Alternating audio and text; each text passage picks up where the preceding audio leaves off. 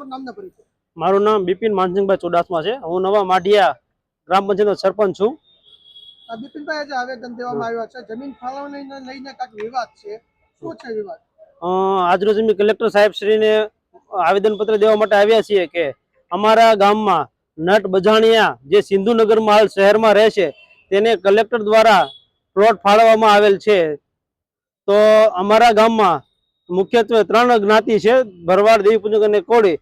તો આવી કોઈ અન્ય જે સમાજ જે અમે એના વિશે જાણતા પણ નથી, તો એવા સમાજને અમારા ગામમાં પ્રવેશ કરવાની પણ મનાઈ છે। તો આવા કોઈને ડાયરેક્ટ કલેક્ટર કઈ રીતના પ્લોટ ફાળવી શકે તેની દરખાસ્ત મામલતદાર દ્વારા કરવામાં આવી છે। તો ગામતળ નિયમ કરવા માટે ગામતળનો અભિપ્રાય લીધા વગર સીધો જ પ્લોટ ફાળવી દેવામાં આવેલા છે।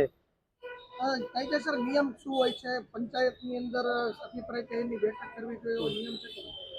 ખાસ તો નિયમ પ્રમાણે જોઈએ તો ગામ તો નિયમ કરવા માટે ગ્રામ પંચાયતનો અભિપ્રાય લઈ એનો ઠરાવ કરી અને ગામના જે ઘણા બધા અમારે કુટુંબ એવા છે કે જેની પાસે હાલ જગ્યા નથી, તો એને અવારનવાર અમે કલેક્ટર સાહેબને પણ રજૂઆત કરેલ છે કે એમને જમીન ફાળવો।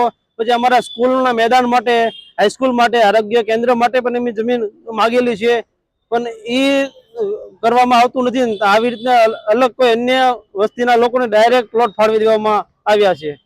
હાલ આવેદન આપો છો, પછીનું તમારું શું પગલું રહેશે? જો આ રદ નહીં કરવામાં આવે હુકમ, તો અમે આવતા સમયમાં એક ધરણા કરી અને તેના વિરોધ કરશું।